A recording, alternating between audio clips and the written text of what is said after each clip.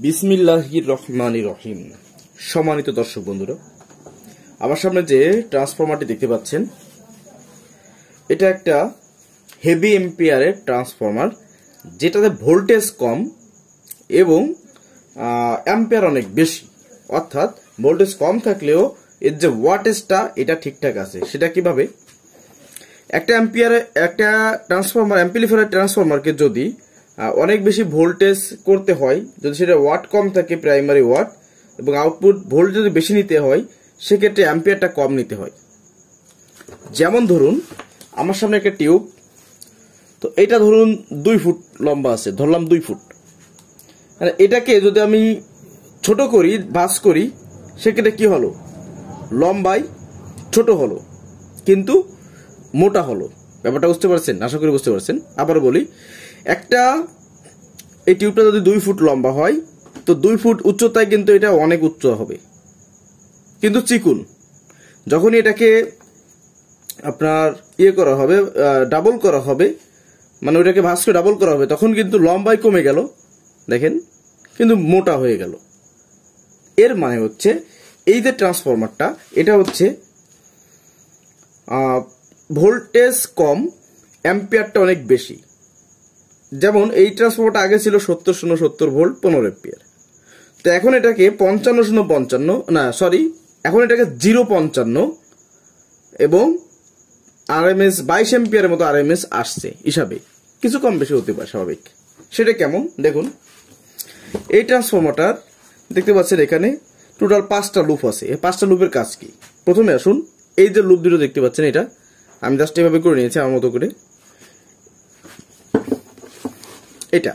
এটা হচ্ছে আমাদের এসি সেকশন। এখন এই পাশে একটা দেখতে পাচ্ছেন, এটা হচ্ছে 0, 13, 12 এরকমের আসবে, মানে ইনপুট ভোল্টেজের উপর ডিপেন্ড করে। এটাও সেম কাজ। এখন কথা হচ্ছে, এই দুটা কি? এই দুটা হচ্ছে আমাদের আউটপুট ভোল্টেজ। তো এখানে একটা 0.55 ভোল্ট ট্রান্সফরমার। আপনারা এটাকে 55-55 কিন্তু করতে পারবেন। আর অনেকে আমরা বলি কি যে 3 ফেজ না হলে ভালো হয় না, এই হয় না, সেই হয় না। আসলে ব্যাপারটা খুব ক্রিটিক্যাল, বুঝলেন? এটা মানে খুব সহজে বোঝানো যাবে না। যারা না বোঝে, কবে বুঝবে আল্লাহ জানেন। আমি ভালো বুঝি এটা না, তো যতটুকু বুঝি চলে, মোটামুটি চলে আর কি, লোকাল মিস্ত্রি হিসেবে বা লোকাল টেকনিশিয়ান হিসেবে চলে। আচ্ছা আসুন, এবার এটার বিষয়টা বলি। এই ট্রান্সফরমারে যে অ্যাম্পলিফায়ারটা তৈরি করা হবে, নতুন করে মডিফাই করা হবে, সেটা হচ্ছে দুটো ড্রাইভার সার্কিটে ব্রিজ মুটে একটা সাইড বাজবে।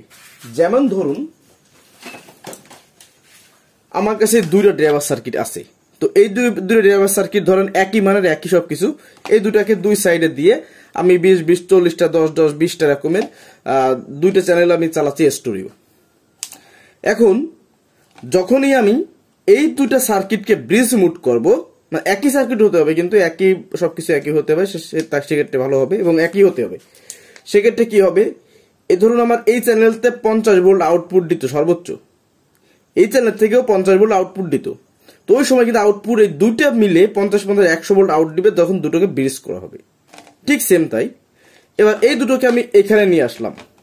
এই দুটো ড্রাইভার সার্কিটে একটা সাইড চলবে, অপর আরেকটা ড্রাইভার সার্কিটে আরেকটা সাইড চলবে, মানে এরকমের এক জোড়াটা সার্কিটে। এর বড় হয় সাধারণত ব্রিজ মুট।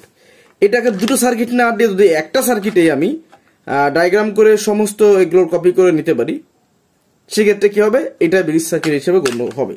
এটার আরো বিস্তারিত মানে অনেক কিছু আছে, যেটা আমি অনেকটা জানি না, অথবা এই মুহূর্তে আমার মাথায় আসতেছে না, ইত্যাদি হতে পারে। আর ভুল ত্রুটি ক্ষমাযোগ্য বলে নি। তো এই জন্য ব্রিজ মোড সার্কিটে কি হয়? আপনার ভোল্টেজটা কমাতে হয়, অ্যাম্পিয়ারটা বাড়াতে হয়। আর না তো অতিরিক্ত ভোল্টেজের কারণে ট্রানজিস্টরগুলো তুলনামূলক অনেক বেশি হিট হয়। সাধারণত ব্রিজ মোডে কিন্তু ট্রানজিস্টর একটু বেশি হিট হয়, এটাই স্বাভাবিক, কারণ প্রেশারটা তো ওই লেভেলে বেরোচ্ছে, তাই না? তো এখানে যেটা করা হয়েছে, এই ট্রান্সফরমারটা আপনার 15 নাম্বার তার দিয়ে, দেখুন এখান থেকে পেঁচিয়ে আমি এর মধ্যে আসলাম, ধরুন 55 ভোল্ট আসলো, আবার আর একটা রকম পেঁচিয়ে আবার 55 করা হলো, আবার একটা পেঁচিয়ে এরকম 55 করা হলো। তাহলে 3টা তার আমি ডুয়েল ফেজ করলাম, অর্থাৎ হাফ ওয়েভ। ঠিক আছে? এখানে অ্যাম্পিয়ারটা যেহেতু সাধারণত 15 নম্বর তারের অ্যাম্পিয়ার রেটিং হচ্ছে, আরএমএস রেটিং হচ্ছে 7.4 থেকে সামথিং, বেশি কম অনেক চার্টে এক এক রকমের থাকে। তো আমি 7.4 এর যেটা সূত্রটা চার্টটা ওটা ধরে আসলে কাজ করি। তো আসুন এটা কোনভাবে কি মেজারমেন্ট করা হয়েছে সেটা আপনাদেরকে একটু দেখিয়ে দিই। তো প্রথমে আমি এখানে ইসের কানেকশনটা দিলাম, সিরিজ দিয়ে একটু চেক করলাম, কোনো সমস্যা নেই। ব্যাস, এখন এটাকে আমি ডাইরেক্ট কারেন্টে দিয়ে দিচ্ছি। তো ডাইরেক্ট কারেন্টে দেওয়ার পরে আমি এটার এসি ভোল্টেজটা আগে একটু মাপবো। কি হলো, পেটে ব্যথা নাকি? তো সময় ভিডিওর সময় যাবে।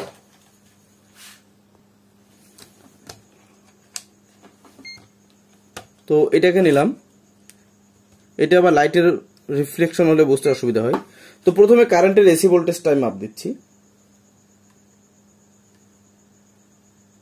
এত ভোল্টেজ কেন আমার এখানে বুঝলাম না, মিটার নষ্ট নাকি?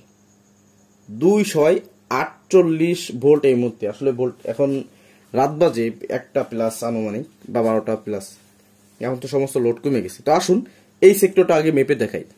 ছোটটা এখানে কত আছে, 13.15 ভোল্ট, 248 ভোল্ট। এটা 220-30 আরো কমবে। এবার আসুন এটাই, এই সাইডে কত আছে, এটাই 13.92 ভোল্ট। বাবা, এত ভোল্টেজ তো হবে, কারণ ইনপুট অনেক বেড়ে গেছে, ট্রান্সফরমার ক্ষেত্রে এরকমটা হয়। এখন আসুন মেইন ভোল্টেজটা কত আছে দেখি, 59 ভোল্টের মতো, 850 ভোল্ট। আসলে আমার এখানে এখন ভোল্টেজটা অনেক বেশি, কিন্তু এত ভোল্টেজে, কিন্তু যখন ভোল্টেজটা 30 থেকে 35 চলে আসবে বা 20-25 মধ্যে থাকবে, 20-30 মধ্যে থাকবে, তখন কিন্তু এটা মনে হচ্ছে ব্যাটারি গেছে, খুব সম্ভব অটোমেটিক আবার অন হয়েছে। এখন বিষয়টা হচ্ছে, দেখতে বলেন, এখন লাইনটা খুলি, দেখেন এখানে কি করছি, 3টে তার কেনে এখানে শর্ট করে দিছি, মানে জাম্প করে দিছি, এখানেও ঠিক তাই করছি। এবং এই প্রথম আমি এই পলি ব্যবহার করছি, ভালো লাগে দেখতে এই জন্য, কারণ এখানে তো এটাকে আসলে আমি যদি ফাইবার টেপ দিয়ে এটাকে এই করতে চাই, মানে আপনার এই বেন্ডিংটা করতে যায় বাইরের, সেক্ষেত্রে আমার অনেক খরচা চলে আসে এই টেপটা দিয়ে। তো এটাতে করলাম না, এটাতে করলাম, ঠিক আছে।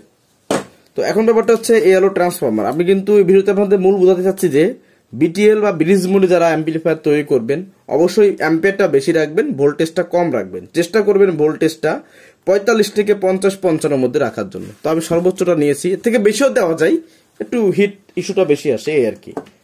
তবে যদি ট্রানজিস্টর ভালো মানের হয়, হিট সিন কুলিং ব্যবস্থা ভালো হয়, সেক্ষেত্রে আপনারা বেশি ভোল্টেজ দিতে পারেন, এই হচ্ছে বিষয়। তো ব্রিজ মোডটা অ্যাম্পলিফায়ারের ভিডিও আসবে, আগে ট্রান্সফরমারটা মডিফাই করে নিলাম। তো কেমন হয়েছে জানাবেন, এইটা আগে পরে দিই নাই, হ্যাঁ। এই আর আমি সবসময় খোলামেলা সহজ সরলভাবে কথা বলি, তার মানে এই নয় যে একদম বোকা।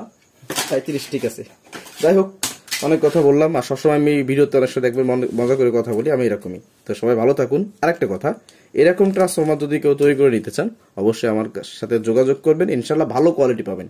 টাকা কম দিবেন, কম কোয়ালিটি পাবেন, ভালো দিবেন, ভালো কোয়ালিটি পাবেন। একটা কথা মনে রাখবেন, অনেক সময় অনেক টেকনিশিয়ান বা উস্তাদ মিস্ত্রি যাই বলি না কেন, অনেক সময় কেউ আছে বুঝে ঠকাই, কেউ আছে না বুঝে ঠকাই, কেউ আছে ইচ্ছা করে ঠকেন, কেউ আছে অনিচ্ছাকৃতভাবে ঠকেন। মাল জিনিস যেখানে যা তৈরি করবেন একটু হিসাব নিকাশ করে করবেন, আমার কাছেও। আল্লাহ হাফেজ।